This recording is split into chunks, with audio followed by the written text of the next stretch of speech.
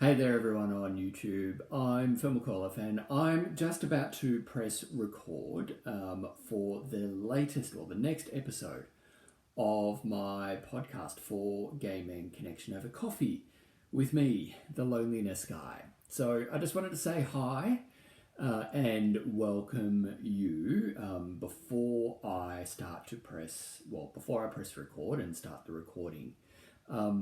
And yeah, just thank you for navigating your way to this little corner of YouTube. I'm really pleased that you're here.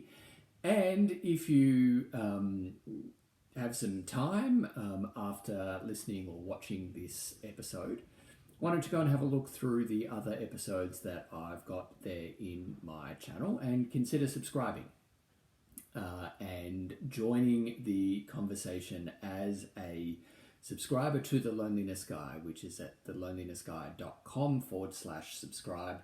There's going to be, there is a link to the episode description or in the episode description to how you can become a subscriber. Anyway, loneliness, the thoughts and feeling of loneliness are just horrendous, aren't they? So yeah, you don't have to do loneliness alone. The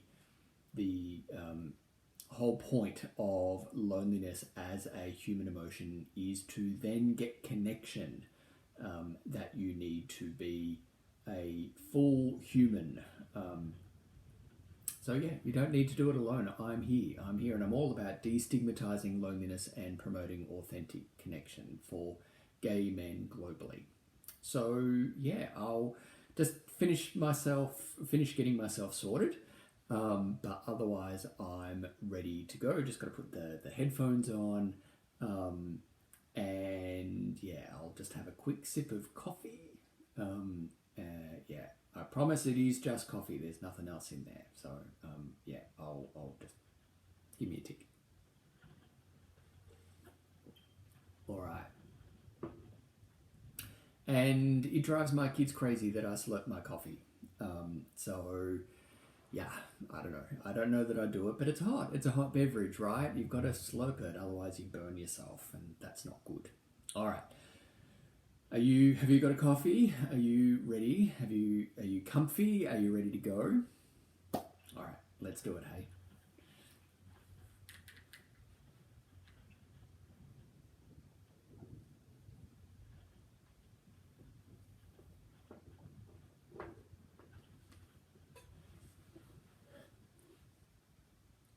All right. Going to press record on this now. There we go. All right. You're there. I'll gotta keep looking there, not like where I can see myself, because that's very much off camera, isn't it? But yeah, I always find this very weird to start a recording, and I just need to go through a bit of a process. And if you have a podcast, I'd love to hear from you about how you kind of center yourself to then get it done. All right.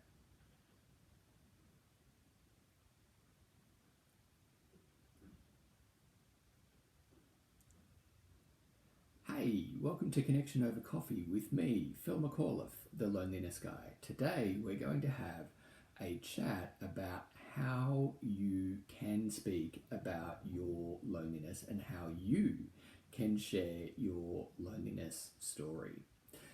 But before we go on, this podcast is all about destigmatizing loneliness and promoting authentic connection for gay men globally. It contains content relating to the mental, physical, and emotional well-being of gay men. If this is going to offend you or anyone in earshot, now's the time for you to move on. Okay, with all of that said, you can go and get us a table and I'll go get us some coffees. That wasn't so bad, was it? All right, we're into it. Here you go. If this is the first time that you've connected over coffee with me, I want to say a huge and warm welcome to you, I realize that you may have just taken a huge step into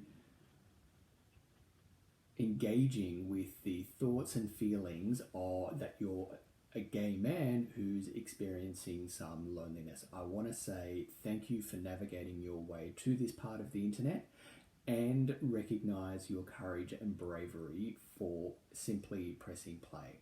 And if you're a return coffee guest with me, welcome back. It's always great to have you here. Whether you're a first-time listener or a return listener, really would appreciate a like, a share, or subscribe to this podcast, knowing that, as my friend Alexander Gerard says from the Proud to Be Out podcast, that sharing is caring, and it really helps get the message out to other gay men who are experiencing some loneliness in their life, that they're not alone and that there are people, there's resources available to help them find the authentic connection that they need in life. Part of those resources are on my website, thelonelinessguy.com, and I've got lots of resources from crisis support, from coaches, from other people like Sophia Kokeres, who's working in the loneliness and connection space, as well as details of how you can join my exclusive Facebook group for premium subscribers, where we work together as a group, as a community of gay men all over the world to get that real, genuine and authentic connection in our lives together. So if you want details on that, there's a link in the episode description through the service on which you're now listening. And with all of that said, let's crack into episode 15 of this of our chats. I can't believe this has been our 15th chat over the past few months, and this conversation comes after I published a blog post on Thursday the 15th of October 2020 entitled How to Speak About Your Loneliness. Now, this came from as a direct result of feedback that I received to an Instagram poll that I put out after releasing the episode 12 on speaking, the importance of speaking your loneliness story. And that episode focused on how important it is to actually speak about your need for connection, your loneliness. But the feedback that I received is that you don't speak about your loneliness experience because, well, you don't know how. You don't know how to do it. So that got me thinking that, and the blog post, which as I said, I released last Thursday, and this episode are really a step-by-step guide on how to speak about your loneliness. So before I do go on, I want to make one thing very clear. In speaking about your loneliness, I recognize, or in speaking about our loneliness collectively, I recognize that we can generally just feel very uncomfortable, a lot of disquiet, a lot of angst, perhaps anxiety about merely saying that we are lonely, not only to others, but within ourselves. That is part of the stigma of loneliness and goes to the very core of my work at The Loneliness Guy in destigmatizing loneliness. I want to help you, I guess, the world to become comfortable in saying, I'm lonely. I need to have a chat with you as comfortably as I'm cold. I need a hug or something otherwise generally routine. And But I recognize that we're not there yet, and we might not really ever get there if I'm being realistic. But you can get more comfortable with your loneliness in the same way that I have become more comfortable.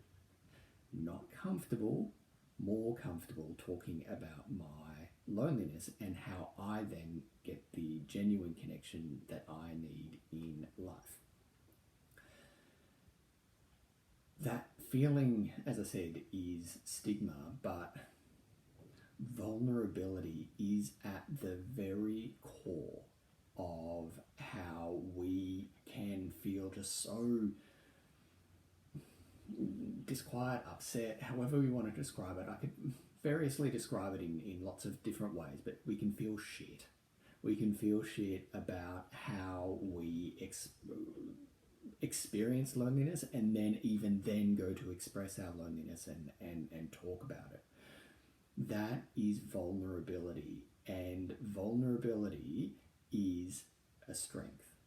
But you might be, just like I do, working against a whole lot of conditioning that we have picked up in our life from various sources about what it means to be a man.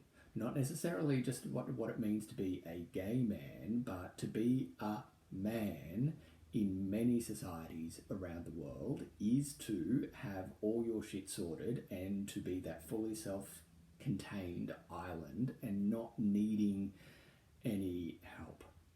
So there is a stigma already. Leaving aside the stigma of loneliness, there is a stigma already about how we ask for help. So those thoughts, those feelings that you might be experiencing right now about even contemplating sharing your loneliness, speaking your loneliness, that vulnerability is real, and it's important that we acknowledge it, because that vulnerability, as my intellectual crush, Dr. Brené Brown, says, and I found this so tremendously inspiring when I watched her TED Talk on vulnerability a few years ago, when she said vulnerability we perceive as a weakness in ourselves, but a strength in others.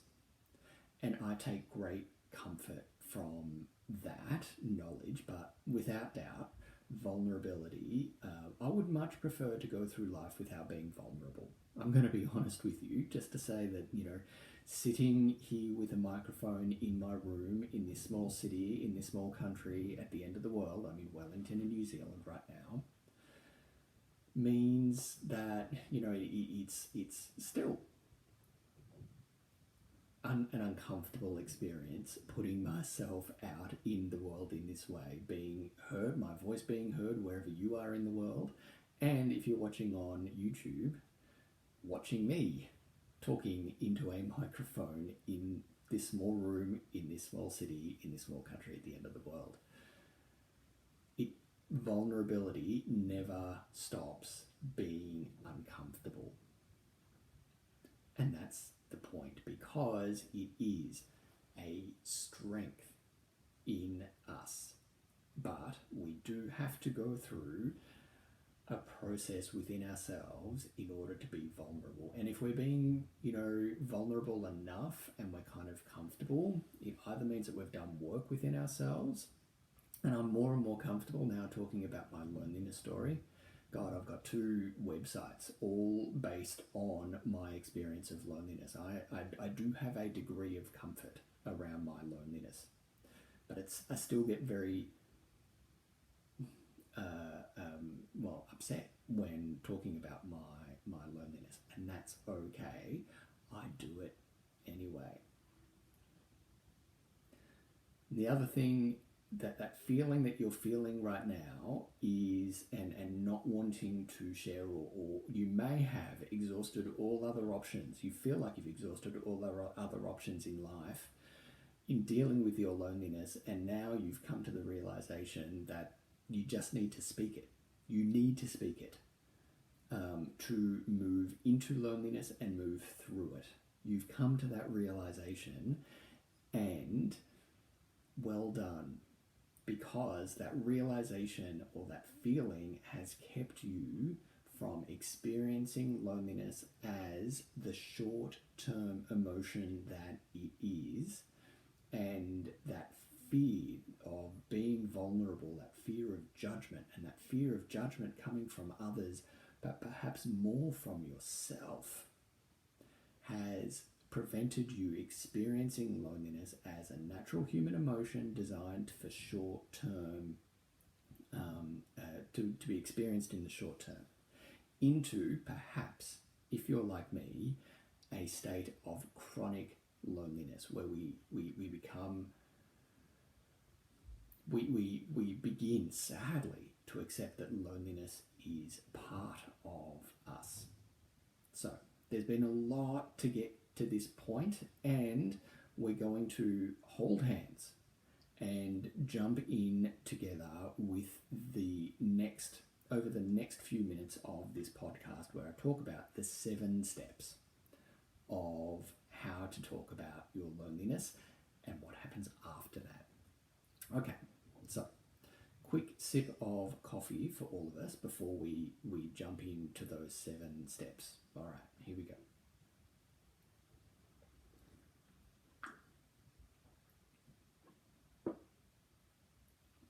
Step 1. All right. Step 1 is, who has earned the right to hear your loneliness story? Who is worthy of you? Now, worthiness is at the heart of loneliness. So many lonely people, indeed almost every lonely person, including me, struggles with worthiness, thoughts and feelings of not being worthy enough to have people engage with us in our life, or we are not worthy to engage with others. Whichever way we put it, it's tremendously sad, but sadness aside, it is the reality, I feel, of the lonely experience. It really does call into question our worthiness. But listener, viewer, I promise you that there is someone in your life who has earned the right to hear your story, who has earned the right to hear your loneliness story. And the cruel irony of the lonely mind and the lonely soul is that we truly think and feel that there is nobody who has earned the right. And if that's someone who, if you really do feel that that's someone in your, like there is no one in your lived life, in your, I guess, real life, who has earned that right, perhaps I have. Perhaps I have. If you are a frequent consumer of my work, if you read my words, if you follow me on social media, if you listen to this podcast or indeed watch it on YouTube, perhaps I have earned that right. And hearing your stories, hearing our own stories, it never ceases to be an absolute privilege to hear that. And if you don't think that there's someone directly in your life who has earned the right to hear your story, perhaps, you know, your partner, your spouse, good friend, relative, family member, me, then perhaps someone from a counselling service, and I've got some LGBTQ specific links, or links to specific LGBTQ counselling services in a number of different countries on my site, and there's going to be a link in the episode description in the description for this episode. But someone somewhere has earned the right to hear your story. And if you really, really do think that there's nobody who's earned that right, I lovingly and with kindness and honesty call bullshit and invite you to think again. Someone somewhere has earned the right to hear your loneliness story. Who Who is it for you? Second step is doing connection. So we now are having identified someone who has earned the right to hear your story of loneliness and recognizes it as the privilege that it is. You need to do something. To connect is a verb. It requires you to do something.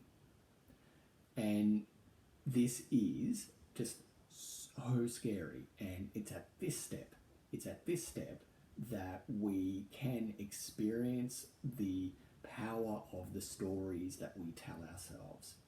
We can tell ourselves stories that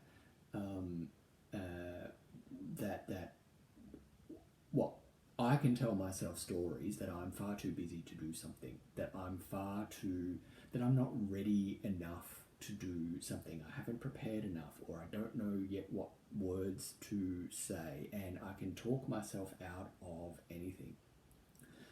I will be looking at the power of these stories that we tell ourselves and the power of the stories that I tell myself in future content. But right now, we just need to have awareness that our minds, our lonely minds, have potentially turned into master storytellers, worthy of ascribing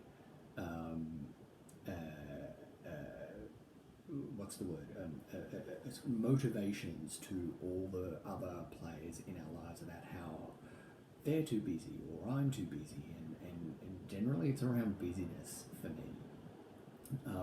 But know that goes to the questions about your own worthiness, and without doubt, you are worthy of the connection that you need in life.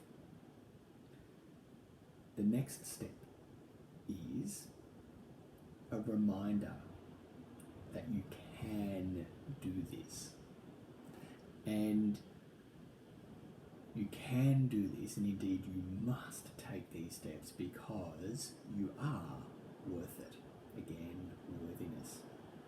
And it's now time to reckon with that fear of being vulnerable. And again, I want to quote Dr. Brené Brown, my intellectual crush, and I shared this quote in the blog post. And the quote is, "We associate vulnerability with emotions we want to avoid, such as fear, shame, and uncertainty. Yet we too often lose sight of the fact that vulnerability is also the birthplace of joy, belonging, creativity, authenticity, and love."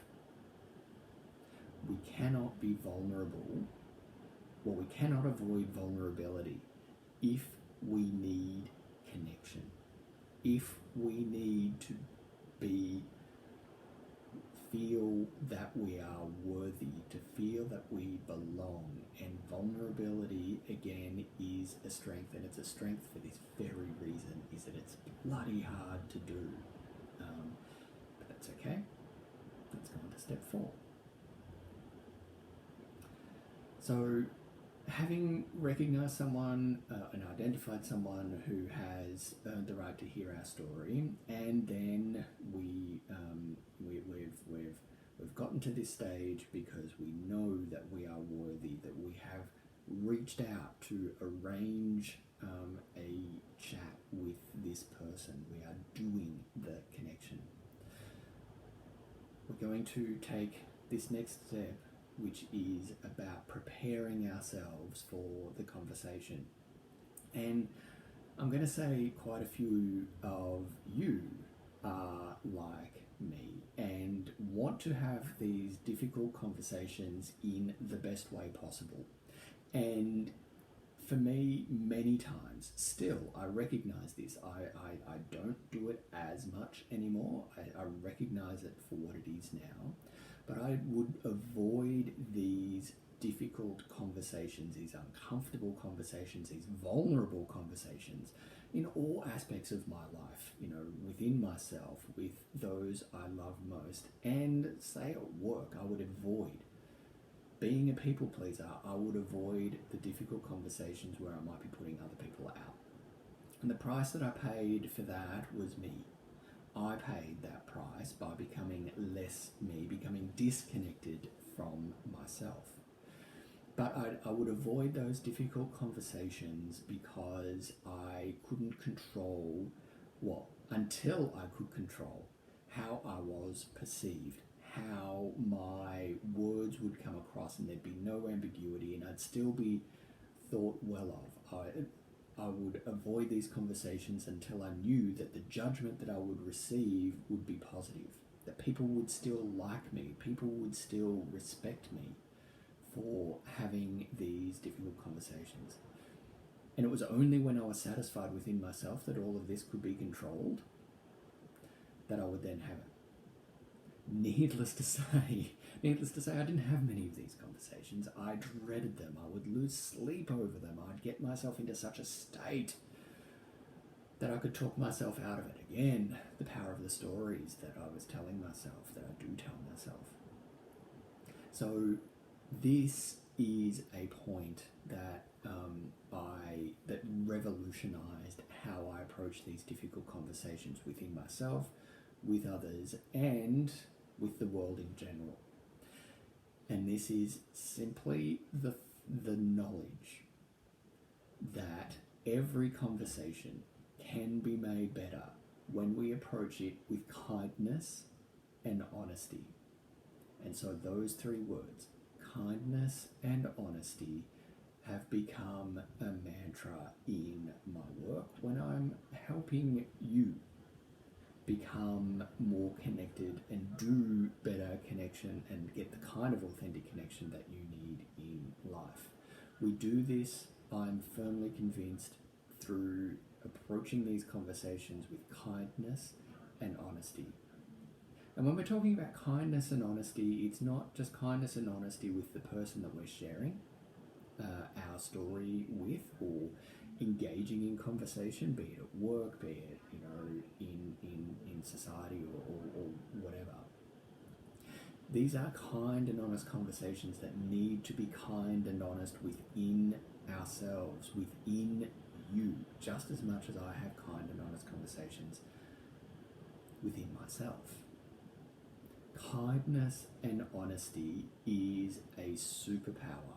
I'm firmly convinced of this, and it revolutionized how I approach these conversations, because I realize that I can only control how I approach these conversations, how and I can't control how my message is received. Indeed, people tend to not like being controlled and manipulated and corralled to a certain point of view. That can sometimes upset people, but only I can control how I interact, and I choose time and time and time again. Every time I have these difficult conversations, these tough conversations at work, and when I came out to my then wife, when my then wife and I decided to separate, kindness and honesty always is how I choose to approach it. To approach these tough conversations within myself and the conversations themselves. Because then it allows me to be in the moment. It can allow me to respond to what's being said, not how I imagine things need to go. And kindness and honesty must start within yourself first. Step 5. Speaking our loneliness. So once we've identified someone with whom we feel has earned the right to hear our loneliness story, and we've set up the time, set up the place, and we've worked through how we are we are worthy of having this conversation and recognize and acknowledge the toughness of the situation, the general crappiness, the shittiness of the situation.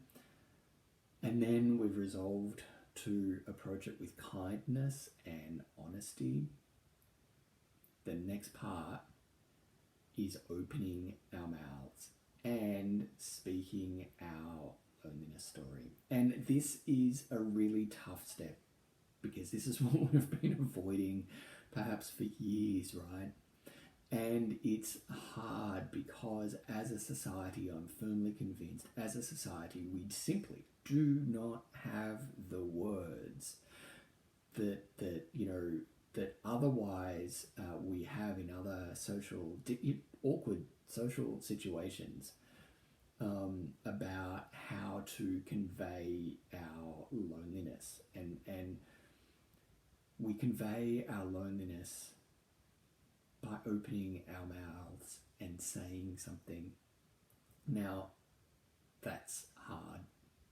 I'm not going to sugarcoat it. It's hard. So my invitation is to you, my suggestion is to you, is to use me. Use me and my work. Say something like, oh, I read this great blog the other day, or I listened to a good podcast about being gay, being a gay man, and the importance of real and authentic connection in my life. And I've been thinking that I really need more connection, like real connection in my life. You know, I'm lonely. Something like that.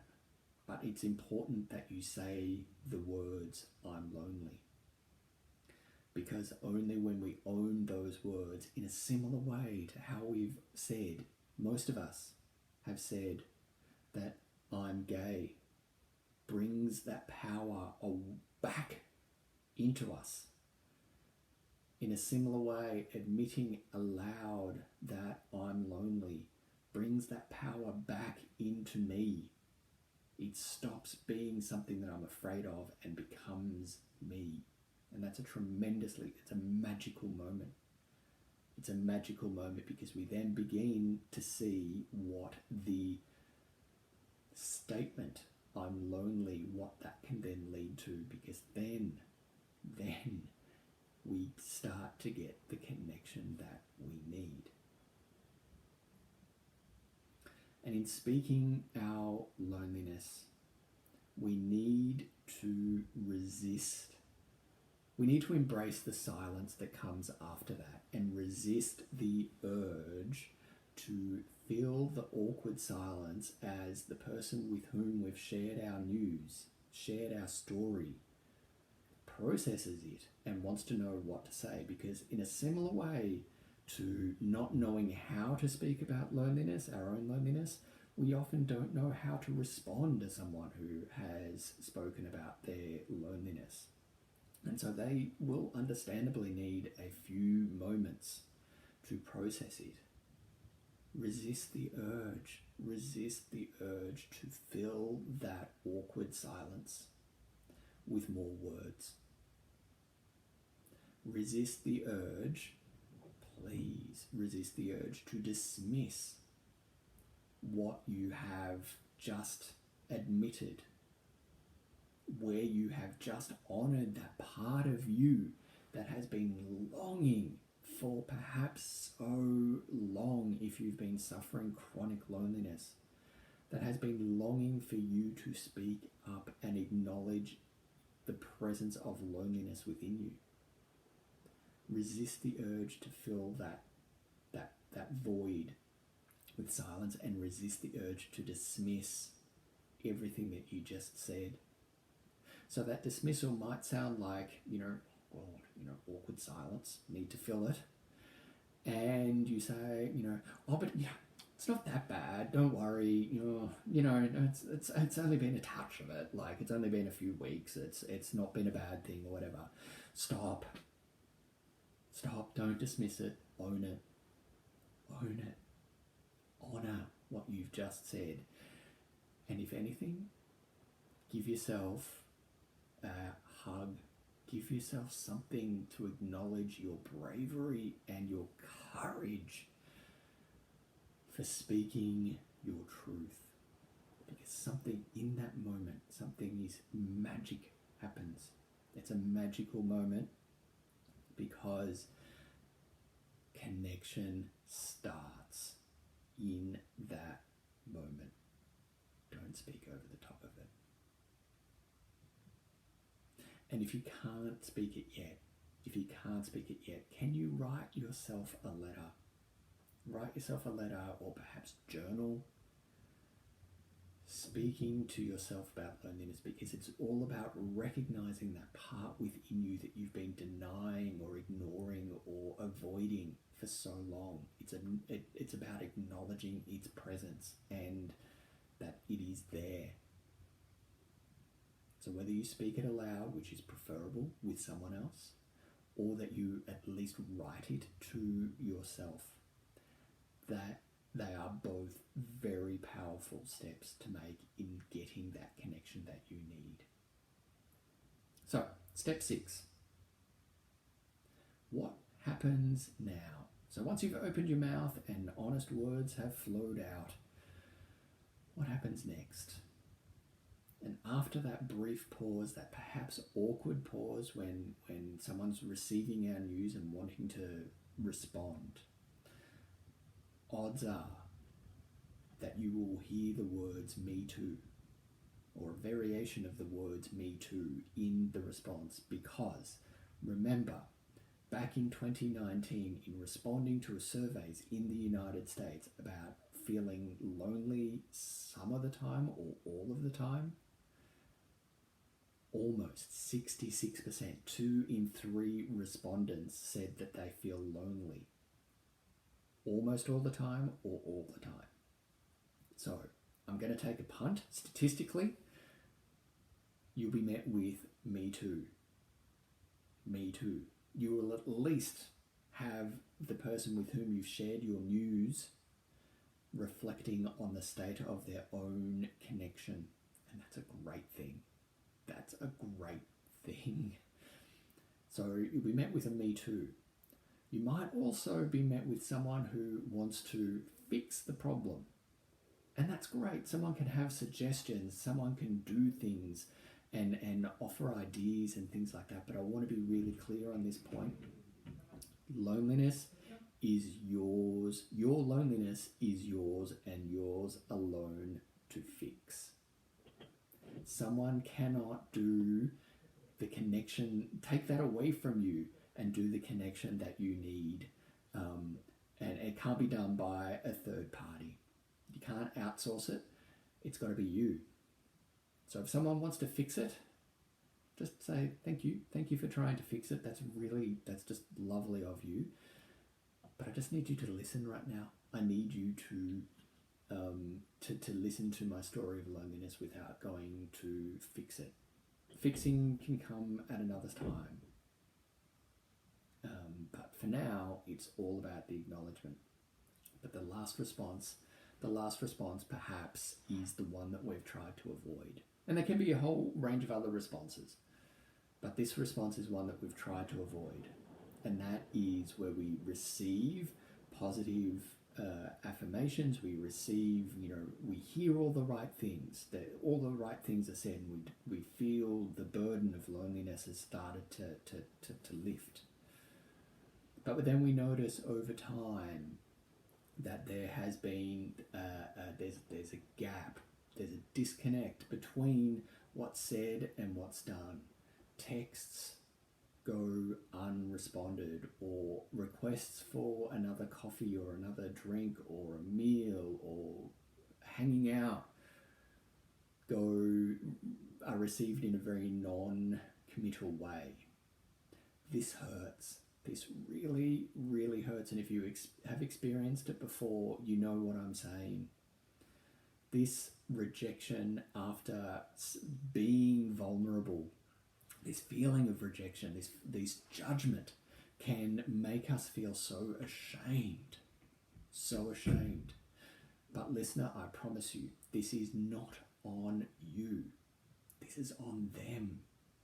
This is on them. And I'm saying this to you, but I'm also saying this to myself as a reminder to myself right now.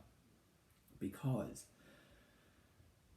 what we've done in admitting our loneliness and our desire for real, authentic connection in our lives, we've held up a mirror to others, and our admission and the mirror holding upness can be can force some uncomfortable reflection in the person with whom we've shared our story. And I see this a lot. I see this a lot in my work, in negative responses that I get to my work and doing this. By saying that the connection that we have in our lives is not sufficient, it's not authentic, it's not genuine, it's not what we need, we can force some people to reflect on the quality of their connection, and they can begin to face some uncomfortable truths. And if you remind them of what and your bravery and your courage and your commitment to do something about your loneliness reminds them that what they've been doing to avoid the thoughts and feelings of loneliness for years perhaps isn't working,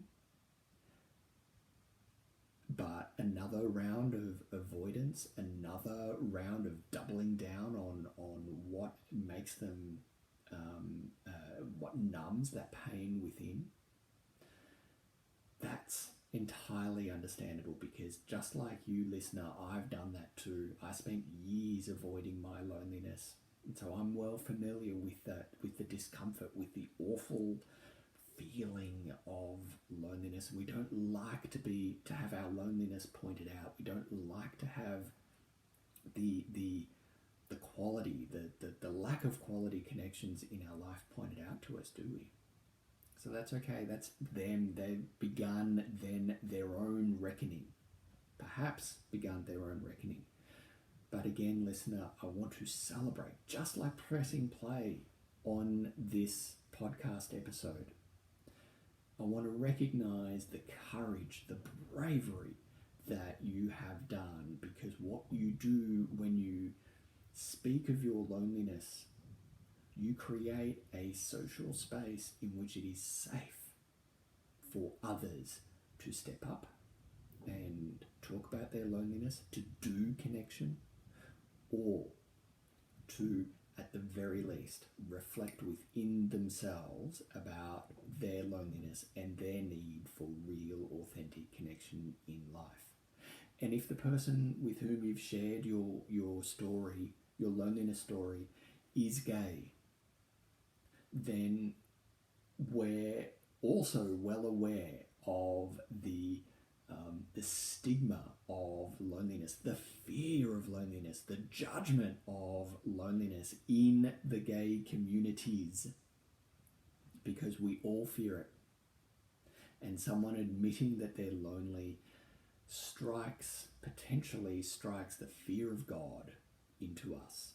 That the partying that has been happening, the holidays that have gone on, the amazing house, the great car, the amazing job, still are not enough to fill that void within us that must be filled with connection. And that's an uncomfortable realization, isn't it? So again, that response which someone pulls away from you, that's not on you. That's not on you. That's on them. That's on them. And I say this to you now out of kindness and honesty, but I'm also saying it to myself kindly and honestly, because sometimes I need to hear that too.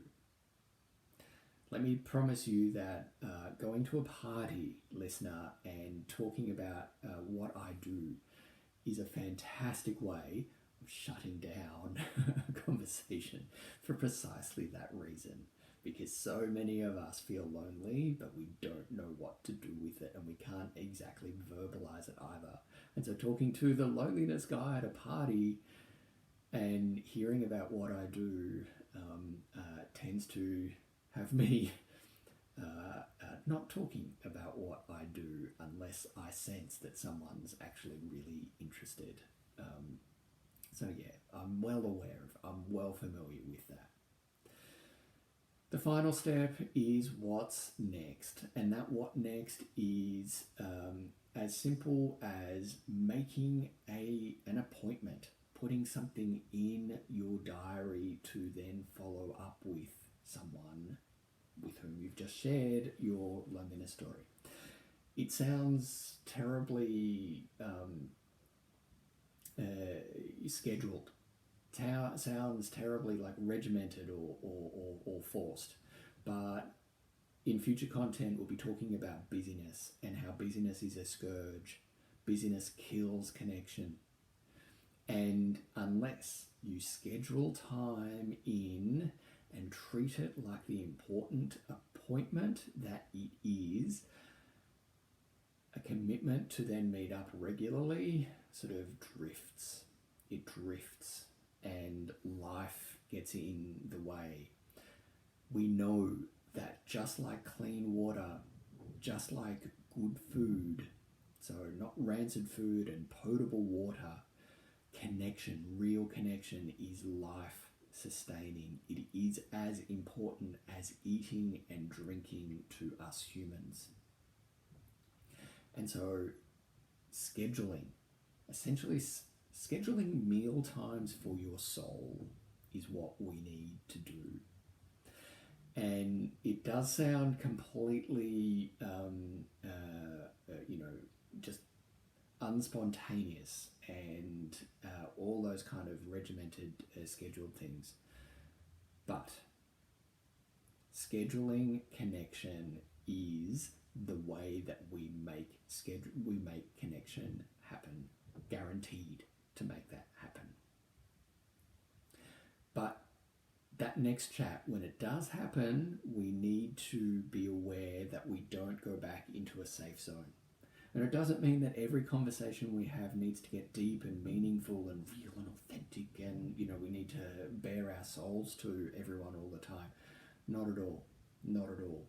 But we also don't want to go back into the comfort zone, because the comfort zone was not meeting our connection needs, was it? So if the conversation just doesn't go beyond the weather or sport or sex or dating or hookups or politics or whatever it is, if it doesn't go beyond that small talk and get real, then I question whether that's that connection need being met. All right. So that's it. That's the 7 steps. Easy, right? It's just only 7 steps. God, you do it in your sleep from next week, right? Listener, viewer, make no mistake as we wrap up this episode that this is hard. It is really, really difficult stuff. But I hope with those 7 steps that you have got a map of how at least I talk about my loneliness story and have had spoken and shared my loneliness story way before I decided to create 2 websites and write a book and have 2 podcasts on the topic. So that might not be in your future, but most certainly in your future needs to be sharing your loneliness. And I've just given you 7 steps for how you can do that. And I know you can. I really do. And if you want to share your experience, how you have shared your loneliness, I'd love to hear it. Please send me an email to connect@thelonelinessguy.com if you want to send an email. Share it with me on social media. I'm on Facebook, Instagram, Twitter, and I think that's it, but also Pinterest. But I would love to have you come and join the premium subscribers group on Facebook exclusively for premium subscribers of The Loneliness Guy. So go to thelonelinessguy.com/subscribe, scroll down, and then sign up to become a premium subscriber for $9.95 Australian dollars a month, which is about $66.50, $7 US a month at the moment. All right. So until we have another coffee in a few weeks' time, stay well, be kind to yourself and be kind to each other, and stay well. I'll see you later.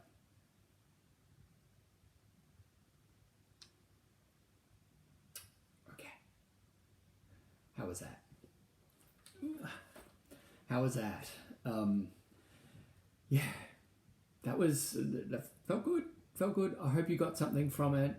Please do feel free to put a comment in the comment fields below. But yeah, thank you once again for joining, and I hope to see you next time when we connect over coffee with me, the Loneliness Guy. I'll see you later.